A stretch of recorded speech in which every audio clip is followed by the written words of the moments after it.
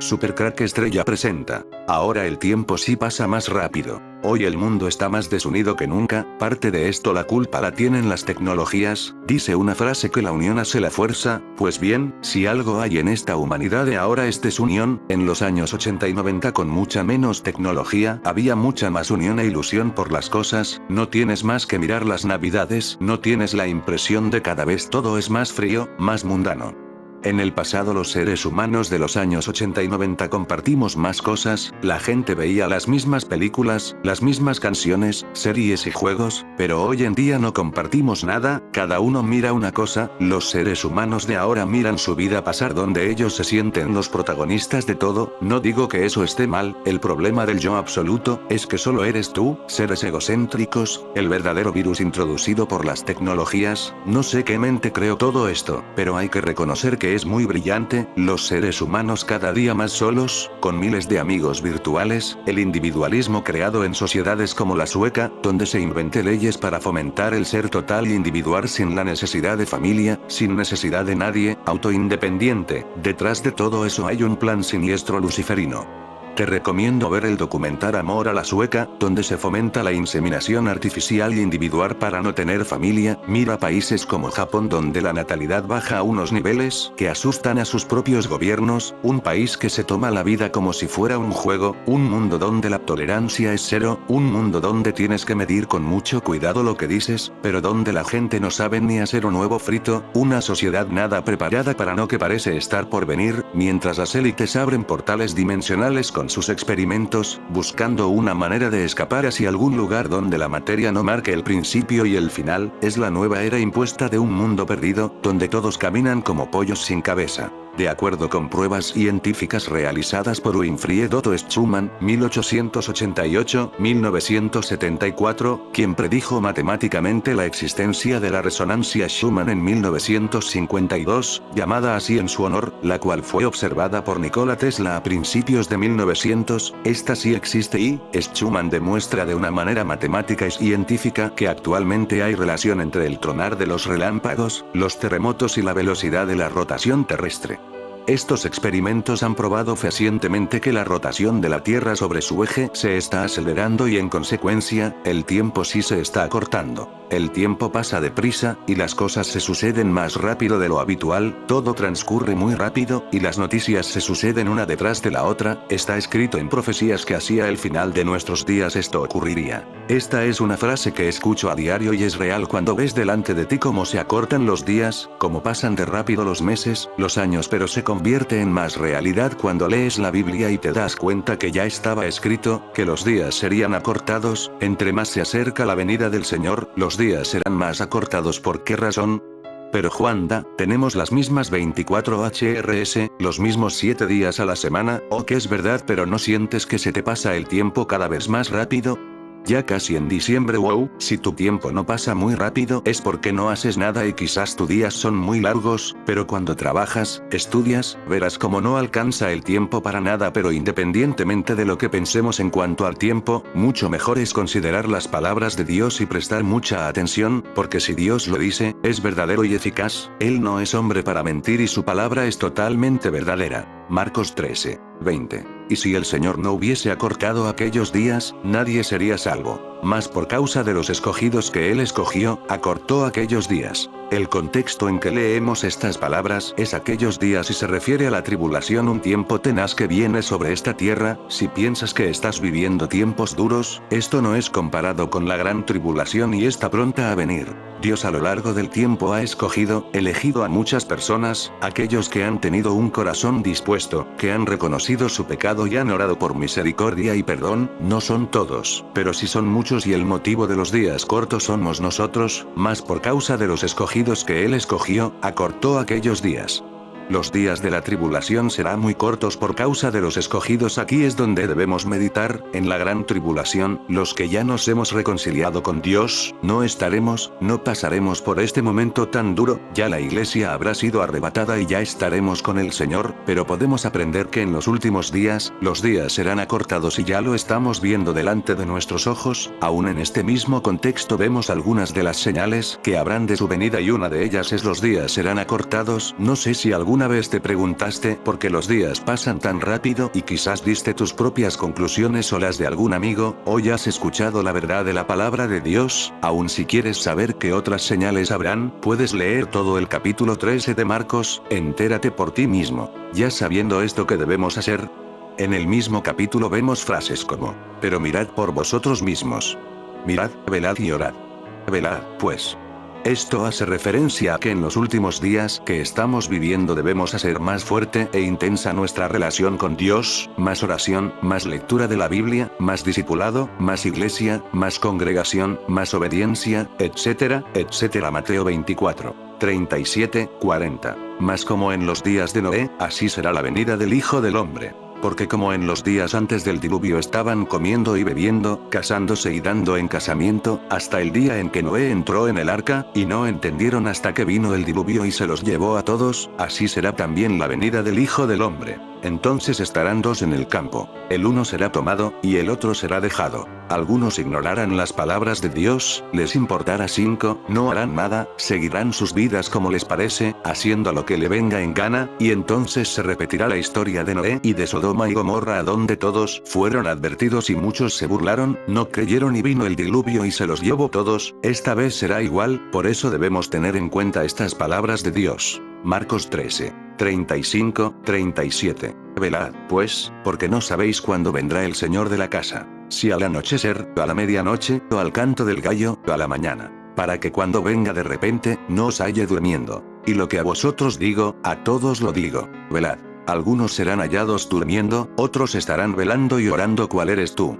Cuando sientas el tiempo que vuela, ya sabes por qué, y para el próximo año pasará más rápido, aprovecha el tiempo. Efesios 5, 15, 16. Mirad, pues, con diligencia cómo andéis, no como necios sino como sabios, aprovechando bien el tiempo, porque los días son malos. Y si aquellos días no fueran acortados, nadie se salvaría. Pero por causa de los escogidos, aquellos días serán acortados. Un equipo de físicos del CERN, Organización Europea para la Investigación Nuclear, ha descubierto unas partículas subatómicas, los neutrinos, que viajan más rápido que la luz, algo que se consideraba hasta ahora como un límite infranqueable. De confirmarse este descubrimiento, se podrían revertir alguna de la teoría de la relatividad de Einstein, que afirma que la velocidad de la luz es una constante cósmica y que nada en el universo puede viajar más rápido, según un comunicado del CERN. El hallazgo totalmente inesperado ha surgido a partir de la investigación de los físicos que trabajan en un experimento llamado OPERA, dirigido conjuntamente por el Centro de Investigación de Partículas del CERN cerca de Ginebra y el Laboratorio Nacional Gran Sasso, en Italia Central. Los expertos continúan pensando que hay algún error. Viajar a la velocidad de la luz es equivalente a poder viajar al pasado. Alma de cántaro. Me reprochaba. ¿No sabes que Jesucristo dijo lo de dichosos los que creen sin haber visto? Y no creo yo que lo dijera solo en un sentido espiritual, pues la frase tiene chicha científica y de la buena. Me dejas fuera de juego, amigo, protesté. ¿Es que tratas de insinuarnos que un hombre como Jesucristo, que, según se dice, estuvo entre nosotros hace más de 2000 años, tenía ciertos conocimientos de física cuántica? Sin entrar en cuestiones teológicas sobre la naturaleza de Jesucristo, nos aseguró con compostura de profesor universitario, no cabe la menor duda de que era un ser extraordinario, conocedor de las grandes verdades universales. Trató de compartirlas, no solamente con sus contemporáneos, sino también con las generaciones venideras. Como los grandes maestros de la sabiduría de todos los tiempos y regiones, utilizó un lenguaje asequible para todos los públicos, desde los menos hasta los más evolucionados espiritualmente. Llegó a afirmar que el cielo y la tierra pasarán, pero mis palabras no pasarán. Añadiendo, apuntó ahora Gerard, que el que come mi carne y bebe mi sangre tendrá vida eterna. Bueno, es una frase que evoca el canibalismo, comenté en un tono algo irónico. No. En absoluto. Se trata de una frase, nos aclaró, que Jesucristo pronunció en una sinagoga de Cafarnaúm. Ya en aquel tiempo produjo una enorme confusión entre los judíos que lo escuchaban, preguntando, ¿cómo puede este darnos a comer su carne? Es que, comenzó a aclararnos Manel Jesús, como los grandes sabios de entonces, utilizaba un lenguaje hermético. ¿Lenguaje hermético? Pregunté confundido. A lo largo de su historia, el hermetismo ha estado estrechamente asociado a la idea de una sabiduría divina primigenia, revelada solo a los sabios más antiguos, como Hermes Trismegisto. ¿Y se puede saber quién fue este grandioso sabio? Volví a preguntar, interesado aún más por el tema. Hermes Trismegisto nos explicó esta vez Gerard, es mencionado primordialmente en la literatura ocultista como el sabio egipcio que creó la alquimia y desarrolló un sistema de creencias metafísicas, conocidas con el nombre de hermetismo. Para algunos pensadores medievales, Hermes Trismegisto fue un profeta pagano que anunció el advenimiento del cristianismo. Se le han atribuido estudios de alquimia como la tabla esmeralda que, por cierto, fue traducida del latín al inglés por Isaac Newton y de filosofía, como el Corpus Hermeticum. Además, la figura de Hermes Trismegisto también se encuentra en escritos islámicos y bahíes. En estas tradiciones, Hermes Trismegisto ha sido asociado con el profeta Idris. Sois los dos una enciclopedia andante. Exclamé sorprendido por los enormes conocimientos y sabiduría de mis compañeros y amigos Gerard y Manel. Gracias, compa amigo, tus palabras de reconocimiento de nuestra sapiencia nos llena de orgullo y satisfacción, ja, respondió Manel en tono jocoso. Luego, rebajando su pretenciosidad, comentó, es que nosotros nos hemos inclinado por las ciencias del espíritu, mientras que tú has preferido las de la materia. En apariencia parecen dos cosas netamente diferentes, pero esto es, como digo, solo en apariencia, porque como dijo el sabio chino Lao Tse, el todo está en todo. Y ahora, corramos un tupido velo para retomar el apasionante tema de los portales dimensionales. Conforme, pero, por favor, aclaradme de una vez por todas lo del lenguaje hermético de Jesús. No problem, pequeños saltamontes, comentó Manel con aires de autoridad académica en la materia. Pero para ello debes abrir bien los ojos y los oídos. ¿Preparado? Sí, claro, verás. Jesús utilizó un lenguaje sincrético y de secretismo iniciático. ¿Y con qué fin? Me apresuré a preguntar, porque sabía que los seres humanos nos encontramos en diferentes niveles evolutivos. Y, así, de igual modo que existe un lenguaje diferente para explicar un tema complicado a un niño, a un joven y un adulto, por sus diferentes niveles de comprensión, también lo hay para explicar las grandes verdades espirituales. De hecho, comentó Gerard, el propio Jesús, al finalizar la célebre parábola del sembrador, añadió, el que tenga oídos para oír que oiga. Puro sincretismo, amigo. Puro secretismo iniciático, sentenció Manel. Así es, confirmó Gerard. El propio Jesús, una vez que se quedó a solas con sus discípulos y otros seguidores, les explicó que a ellos se les había dado el misterio del reino de Dios. Sin embargo, existían otros seres humanos que, aun oyendo, no eran capaces de comprender.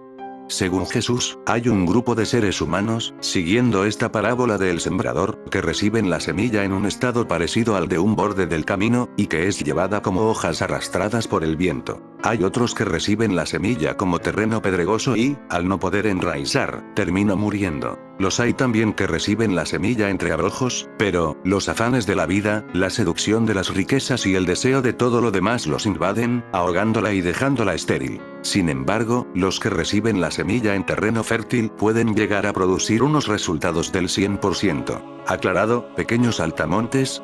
Preguntó irónicamente Manel. Sí, creo que sí. Estupendo.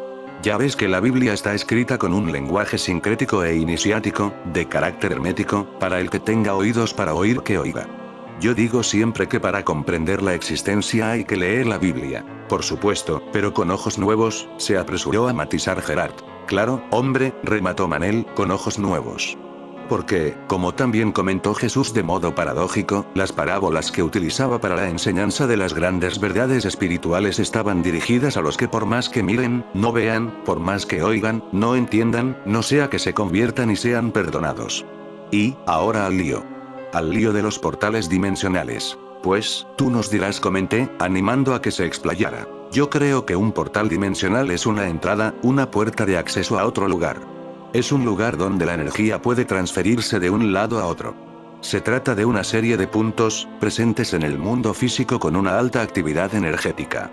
Dicho de otro modo, los portales dimensionales son cilindros de luz y de información que permiten lograr las conexiones multidimensionales necesarias para la evolución de la vida humana. Recuerda, Pau, el precepto de Tesla, comentó Gerard tratando de hacerme más comprensible el concepto de los portales dimensionales. Para entender el universo hay que hacerlo en términos de energía, frecuencia y vibración. Precisamente, la vibración es el tercer gran principio expuesto por Hermes Trismegisto en su obra El Kybalión, por el que se preceptúa que nada está en reposo, que todo se mueve, vibra y gira. Este principio hermético fue reconocido por algunos de los grandes filósofos griegos, incorporándolo en sus sistemas. Posteriormente, en el siglo pasado la física cuántica lo ha validado. Pues bien, volviendo al tema de los portales dimensionales, continuó explicándonos. Lo que hace un portal dimensional, Pau, es abrir una comunicación entre nuestro nivel vibratorio de humanos con otros niveles de energía de mayor vibración, conocidos por determinadas tradiciones como seres de luz. Mira, ahora nos encontramos en la llamada tercera dimensión, donde se desarrolla la vida que conocemos, visible al ojo humano. Más allá de la cuarta dimensión comienzan otras realidades, inabarcables para la mente humana. Precisamente, Jesús, del que tanto hemos hablado, en este mismo sentido, dejó dicho que, en la casa de mi Padre, existen muchas moradas. Entiendo que quiso decir, otras dimensiones, comenté. Exactamente, apostilló Gerard. Veo que ya estás familiarizado con la terminología cuántica y espiritual. Y, sí, efectivamente, Jesús ya nos anunció la existencia de otras realidades más sutiles, de mayor vibración energética y consciencial. Yo no podría asegurar que la estación de Sans fuera un portal dimensional, pero, en ese momento sentía que todo mi ser vibraba, utilizando una expresión hermética y nicolateslasiana, de un modo más elevado. No me cabía la menor duda de que el entorno, que seguía abarrotado de gente, en un ir y venir, parecía catapultarme hacia otras dimensiones de compresión desconocidas para mí. De un modo holístico llegué a comprender muchas verdades insondables para mi mente racional de ingeniero informático. Incluso, brotaban espontáneamente de mi diálogo interior palabras, expresiones y conceptos filosófico-cuánticos espirituales nunca antes utilizadas por mí en ningún contexto. Miré nuevamente mi reloj de pulsera. Marcaba las 15:15 p.m. Me recordé que el acceso a la zona de embarque ha de realizarse con 40 minutos de antelación a la salida del tren, y que el proceso de embarque, check-in, se cierra 2 minutos antes de la salida del tren. Por tanto, aún me quedaba un tiempo precioso para seguir beneficiándome de los poderes del portal dimensional de la estación de Sans. Invoqué sin éxito la petición contenida en la conocida canción romántica, reloj, no marques las horas porque voy a enloquecer. Ella se irá para siempre cuando amanezca otra vez. Sin embargo, pude comprobar por mí mismo que el tiempo nunca se detiene. Así que tuve que contentarme con apurar al máximo el poco tiempo que me quedaba antes de partir. Decidí salir de la estación a tomar una bocanada de aire fresco en la Plaça dels Països Catalans. En su día este espacio levantó muchas críticas por su diseño, calificado de plaza dura. Es un sitio de tránsito de peatones que se dirigen a la estación, donde los escáters forman parte integrante del paisaje, asombrando a los viandantes por su dinamismo, acrobacias y libertad de movimientos. Yo siempre he pensado que, el skateboarding, más que un deporte, se trata de toda una filosofía de vida. Resulta maravilloso contemplar a los skaters saltando, observando sus evoluciones y cabriolas, con la gorra del revés y los pantalones medio caídos. Alea jacta est, es decir, la suerte está echada. Era una de las frases favoritas de mi amigo Manel. La utilizaba frecuentemente cuando deseaba indicarnos que, ante determinada situación, ya no era posible volver atrás. Nos explicó que esta histórica frase es atribuida al gran Julio César, pronunciada al tomar la decisión de cruzar el río Rubicón, en el norte de Italia, rebelándose contra la autoridad del Senado, dando lugar a la guerra civil contra Pompeyo y los optimates.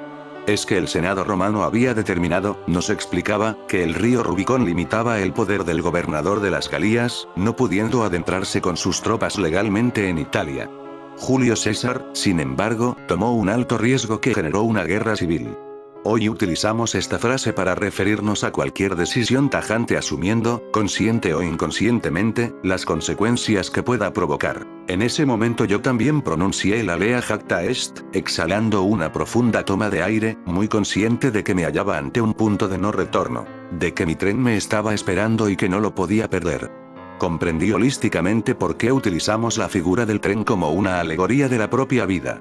Deduje que la vida es como un viaje en tren, con sus embarques y desembarques, salpicado de situaciones de alegría en unos casos y de tristeza en otros, de momentos anodinos unas veces e intensos en otros. En fin, me di cuenta que cuando perdemos ciertos trenes es porque hemos elegido otros, y que de haber cogido ese tren la vida hubiera sido diferente para nosotros. A continuación, empecé a divagar sobre la alegoría del tren en nuestras vidas. Una alegoría que comienza cuando en el seno materno, nuestra primera estación del tren. Luego, nada más nacer, escuchamos los nacidos al tren. Comenzando el fascinante viaje hacia lo desconocido. Un largo e incierto viaje por la vida en el que tendremos que afrontar innumerables situaciones. Y es que, de igual manera que el tren viajará atravesando nuevas ciudades, nuevos paisajes, nuevas estaciones, cambios de vías y hasta accidentes, nuestra propia vida se desarrollará de un modo dinámico, pasando por la estación de la infancia, la adolescencia, la juventud, la madurez y la vejez. Algunos de nuestros compañeros de viaje se bajarán en la próxima estación y otros en las siguientes. Cuando nacemos creemos que nuestros padres, los primeros compañeros en el viaje del tren de nuestra vida, nos acompañarán durante todo el recorrido. Sin embargo, dolorosamente, descubrimos, tarde o temprano que, sin previo aviso, nos abandonan sin saber por qué en alguna de las estaciones. También, que las personas que nos acompañan en este tren, hermanos, hijos y resto de la familia, pareja, amigos, compañeros, profesores, jefes, colaboradores, irán dejando sus asientos vacíos. Algunos de estos asientos vacíos producirán en nosotros un profundo sentimiento de vacío en nuestros corazones. Otros, sin embargo, de liberación. Con la perspectiva del tiempo, nos damos cuenta, yo me daba cuenta en ese preciso instante de divagación mental con toda nitidez, que el viaje en el tren de nuestra vida ha estado repleto de alegrías y tristezas, sueños y fantasías, esperas y despedidas. También, que la vida ha colocado en nuestro propio tren los compañeros de viaje imprescindibles para nuestra propia evolución, que no han llegado a nuestro tren al azar, sino puestos ahí, en nuestra vida, por la fuerza del destino para remar a nuestro favor, no en contra, con el fin de ayudarnos a llegar a nuestro puerto de destino. Desde la atalaya de los años, comprendemos también, a veces demasiado tarde, que nuestra tarea principal en ese tren era amar, perdonar, vivir de la mejor manera, ofreciendo lo mejor de nosotros mismos. Tu gran oportunidad puede ser justo donde estás ahora. Esta frase resonó en mí inopinadamente para recordarme que mi tiempo en la estación de Sants se había consumado ya. Evidentemente, esta frase motivadora no era mía, sino de un tal Napoleón Hill. Se la había escuchado decir en varias ocasiones a Gerard. Está considerado, me aclaró, el autor de autoayuda y superación más prestigioso del mundo. Llegó a ser en su tiempo asesor de varios presidentes norteamericanos. Así que, tomando una profunda respiración, me subí al tren, con la confianza de que una nueva vida, repleta de oportunidades maravillosas, se desplegaba ante mí. La teoría sueca del amor. El iconoclasta Erik Gandini explora el estilo de vida sueco con humor, reflexionando sobre cómo una vida segura y fácil puede convertirse en una existencia vacía y solitaria. El tópico define a Suecia como un modelo de sociedad avanzada con una elevada calidad de vida. Pero, ¿es realmente un país feliz? ¿Es posible que la población más autónoma e independiente del mundo esté insatisfecha? Sin la necesidad de pedir ayuda o favores, el contacto humano queda reducido a la mínima expresión. Cada vez hay más madres solteras que tienen hijos a través de la inseminación artificial. El número de gente que muere sola aumenta año tras año.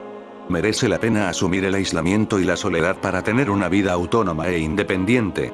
¿Dónde puedo ver la teoría sueca del amor? Top 5 proveedores. Disney Plus. Vídeo de Amazon Prime. Fubov. La teoría sueca del amor, en inglés. The Swedish Theory of Love, es una película documental dirigida por el realizador italiano Erik Gandini. Trata, esencialmente, con mirada despojada y velada al principio y luego con mirada crítica, de la ingeniería social del individualismo de Estado, y el estado de bienestar producto de aquel. En España se puede ver en Filmin, subtitulada en castellano y en catalán 1 en Cataluña, fue emitida en Televisión 3 el día 3 de abril de 2018. En Suecia, la mayoría de los beneficios del estado de bienestar están conectados con el individuo y buscan promover su autonomía individual, mientras que en otros países las instituciones del estado de bienestar están más centradas en los hogares. En Suecia esta ideología se llama individualismo de Estado. La película examina de qué manera esto ha afectado a la sociedad sueca desde los años 60. Internacionalmente, Escandinavia es vista como la sociedad perfecta, un modelo a seguir, un ejemplo de los mayores logros que los humanos pueden alcanzar. ¿Es esto cierto? The Swedish Theory of Love tratará de penetrar en las grietas de la perfección escandinava, de cavar en los lados disfuncionales de esta sociedad en apariencia perfecta. La teoría sueca del amor es un documental de 90 minutos del italiano Erik Gandini presentado en 2015. En él, termina haciendo una crítica a una sociedad que se ha considerado modelo para muchos de los estados emergentes e incluso, objeto de aspiraciones de los miembros de dichos estados cuyo sueño es poder un día pertenecer a una sociedad perfecta. La dirigencia política de Suecia en 1972 decide votar entre la modernidad y el individualismo o los valores tradiciones arraigados en la familia. Esta elección sería la que orientaría los destinos del Estado y en consecuencia, de cada una de las familias y miembros de ella. ¿En qué consiste la teoría sueca del amor? Así lo expresa textualmente el documental. Todas las relaciones humanas auténticas tienen que basarse en la independencia fundamental entre las personas. Una mujer que depende de su hombre, ¿cómo sabemos que cualquiera de ellos está voluntariamente en esa relación no más que por causa de una dependencia económica? Los niños tienen amplios derechos como niños. Los ancianos ya no dependen de la buena voluntad de sus hijos adultos. La familia ideal de Suecia está hecha de individuos adultos que son fundamentalmente independientes. Independientes trabajando para ellos mismos. Gandini, 2015. Immanuel Kant consideraba que la autonomía era consecuencia de la adultez del individuo y que ésta se lograba cuando éste era capaz de tomar decisiones libres. Por lo tanto, ser autónomo era poder elegir libremente y esto lo hacía adulto, independiente. Desde la perspectiva del Estado sueco, significa que cada uno pueda dirigir su vida con autonomía potenciando así la individualidad. Alejarse de los postulados colectivistas, de algunos estados como lo propusieron en su momento Karl Marx y Friedrich Engels y posteriormente muchos otros. Y volver realidad la individualidad se convirtió en un reto para esta sociedad sueca. Esto parece contradecir el pensamiento occidental que desde los griegos hasta nuestro tiempo siempre ha considerado al ser humano como un ser para vivir en sociedad.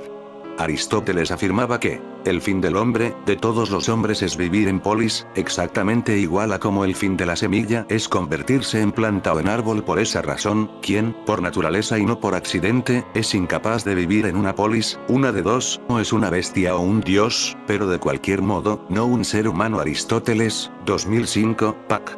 42. De ninguna manera se afirma con esto que la sociedad individualista no pueda existir, sino que para Aristóteles es claro que el ser ciudadano, el estar inmerso en una sociedad, implicaba asociarse y de esta manera alcanzar la eudemonía o felicidad. Nada distinto afirma Tomás de Aquino cuando dice que dado que el hombre es por naturaleza un animal social, ya que su vida necesita muchas cosas que él no puede procurarse por sí solo, resulta obvio que forme parte naturalmente de alguna sociedad que le ayude a vivir bien. Martínez Z, 2012, pac. 152. Es una apuesta intrépida la de un Estado que pretende que cada individuo viva como tal en una sociedad cuyo lema es una independencia total de sus conciudadanos, donde seguramente se va a llegar a extremos de individualismo o soledad. Donde el individuo es su propia autoridad y donde solo él cuenta y nadie más. Su progreso depende solo de él y de nadie más. La mayor preocupación por el otro es pensar en él sin tener ningún contacto ni acercamiento. Esto puede ser fruto de una sociedad como la que nos muestra el documental, pero también puede darse actualmente por la inadecuada utilización de la virtualidad. Las relaciones interpersonales son llevadas a los escenarios virtuales y difícilmente se logra un acercamiento a los otros. Por otro lado, cada sociedad determina de manera voluntaria o no voluntaria cuáles serán los valores o principios que la guiarán. Existen valores que se pueden clasificar en valores de supervivencia versus valores de autoexpresión. Se puede decir que esta es la diferencia real entre países ricos y pobres. En los países pobres es más o menos obligatoria la preocupación por lo básico: salud, refugio, agua potable, esa clase de cosas. En los países ricos puede permitirte preocuparse por ti mismo como el proyecto más importante del mundo, autorrealización, tu propia carrera y así sucesivamente. Pero también están los valores que se centran en el individuo como unidad central de la sociedad y los valores más tradicionales con énfasis en la familia, la religión, la nación. Gandini, 2015. Esta independencia implica aún el principio de conservación de la especie porque no se renuncia a la procreación, se renuncia a una relación estable con otra persona. Se puede tener un hijo pero no una relación con alguien. Para ello se puede recurrir a la reproducción asistida. Los bancos de esperma tienen existencia desde hace muchos años atrás. Cryos International es uno de los bancos europeos con mayor número de donantes de semen y donde la mayoría de clientas de este banco son suecas que recurren para lograr un embarazo sin tener un contacto físico con un hombre. Como lo muestra el documental, es un trámite sencillo donde se hace la elección por internet del material biológico y luego es enviado por correo certificado puerta a puerta. También se viaja a Dinamarca para tal procedimiento. Los donantes se redujeron al interior del país de manera considerable debido a que fue el primer país en eliminar el anonimato de donantes, fue Suecia en 1984 con la ley No. 1440, que permitía que el niño /A, cuando tuviera suficiente madurez, pudiera saber la identidad del donante de esperma. Y Gareda González, 2014. Esto tuvo como consecuencia que muchas mujeres recurrieran a países cercanos para buscar un tratamiento y Dinamarca tenía mejores condiciones para hacerlo. Además, otra consecuencia de esta política de Estado es que cada vez las personas no solo viven solas sino que también mueren solas. El 40% de la población muere en soledad. Cada uno tiene en su independencia que buscar los medios para sortear incluso hasta su propia muerte. Tenemos que ser autosuficientes. Ya no estamos en un grupo ni en grandes familias. En cambio vivimos solos detrás de nuestras puertas cerradas. ¿A quién debo pedir ayuda? Estamos cegados por la independencia. ¿Qué sentido tiene tener 1 millón en el banco si no soy feliz? Morimos de todos modos. Gandini, 2015. Testimonios desgarradores como este presentado en el documental dan a entender el drama que cada uno vive en su propia soledad. No es el bien material lo que proporciona una eudemonía aristotélica, sino el vivir en sociedad con y por el otro. El francés Michel Foucault, 2009, apela una y otra vez al cuidado del otro en su ética y afirma: uno no puede ocuparse de sí mismo, cuidar de sí mismo, sin tener relación con otro. Y el papel de ese otro consiste precisamente en decir la verdad, decir toda la verdad o, en todo caso, decir toda la verdad que sea necesaria y hacerlo en cierta forma que es justamente la parresía, traducida, insistamos, como hablar franco, pac. 59. El cuidado de sí, la preocupación por uno mismo lleva necesariamente al cuidado del otro. El otro no puede ser ajeno a mis preocupaciones. La ética es una estética de la vida. Es un vivir en armonía. Es un construirse con el otro. Es cierto que una de las tareas fundamentales del Estado es proporcionar la tranquilidad y seguridad a sus ciudadanos, pero la felicidad depende de cada uno de ellos. Zygmunt Bauman, sociólogo polaco, ha trabajado bastante en temas relacionados con el comportamiento y la forma de vivir de los seres humanos y afirma en el documental que es falso que la felicidad signifique una vida sin problemas. La vida feliz significa superar los problemas, luchar con los problemas, resolver las dificultades. Los desafíos. Uno se enfrenta a los desafíos, se pone bajo presión y entonces llegas al momento de felicidad cuando ves que has controlado los retos del destino. Es exactamente la alegría de superar las dificultades, de luchar contra estos problemas, enfrentarse a ellos y superarlos. Es algo que se pierde cuando el confort crece. Al final de la independencia no está la felicidad.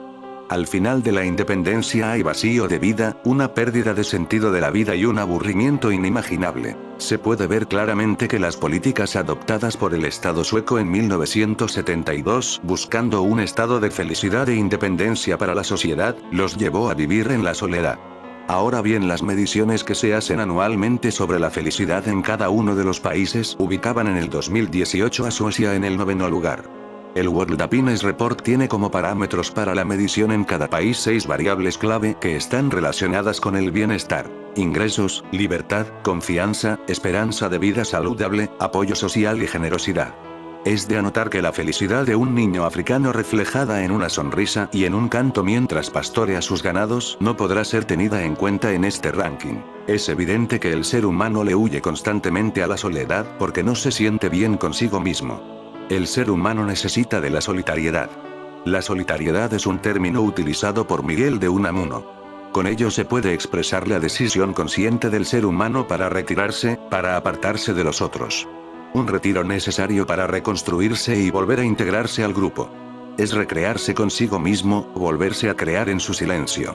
Los individuos en la sociedad necesitan de espacios y momentos para la solitariedad. Esto es lo que debe proporcionar un Estado a sus ciudadanos. La soledad, por el contrario, es impuesta por las circunstancias o por los otros de manera forzosa. Para Nietzsche, 2005, en la soledad crece lo que cada cual lleva consigo, incluso la bestia interior.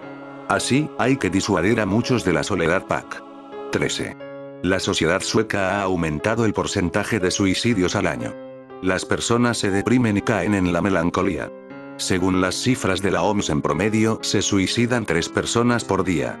Teniendo en cuenta que es un país de tan solo 10 millones de habitantes, que correspondería a la población de muchas de nuestras ciudades latinoamericanas, se puede considerar un índice alto. En este documental, Bauman expresa claramente que el alejarnos de los otros, buscando una independencia y una mal asumida autonomía, donde se desconoce totalmente el cuidado del otro y mejor cayendo en un ensimismamiento, se termina por perder capacidades para la convivencia con el otro. Las personas capacitadas en independencia están perdiendo la capacidad para negociar la convivencia con otras personas, porque ya estás privado de las habilidades de socialización. Cuanto más independiente seas, menos eres capaz de detener tu independencia y reemplazarla con una agradable interdependencia. Una cosa que no se puede proporcionar por el Estado o las políticas dirigidas es estar entre otras personas, estar con otras personas. Ser uno en compañía. Esto lo tienes que hacer tú mismo. Los individuos de las sociedades contemporáneas han comenzado a experimentar, ya no por una política de Estado, la individualidad y soledad. Hoy es fruto de la virtualidad. El estar conectados a las redes sociales, creando relaciones virtuales, nos pone de frente tal vez a los mismos problemas vividos por una sociedad perfecta. Como diría Bauman, incapaces de relacionarnos con el otro, perdemos capacidades para las relaciones interpersonales. Se puede concluir que la búsqueda constante del ser humano por la felicidad tiene que partir de una decisión personal que se fundamenta y se construye en la realidad que vive. No debe partir de agentes externos. Tan feliz puede ser un individuo en un país pobre o emergente como aquel que tiene todas las comodidades en una sociedad económicamente rica y viceversa. Además, la persecución de un fin noble como es la felicidad puede acarrearnos un sinnúmero de retos desde lo político, lo bioético, social y antropológico, etc. Las sociedades perfectas aún no están construidas. Todo sigue siendo perfectible como el ser humano mismo. Los estados juegan un papel fundamental en la toma de decisiones. A corto o a largo plazo pueden tener una incidencia positiva o negativa que afectará a todos y cada uno de quienes hagan parte de él. Por eso la participación en esas decisiones son de interés colectivo. La política y el gobierno de los pueblos no pueden quedar en manos de unos pocos acompañada por la indiferencia de los demás. Cuando se pertenece a una sociedad, se ha de hacer parte activa de la misma. En fin, amigos de Supercrack Estrella, si el video te gustó, pulgar arriba.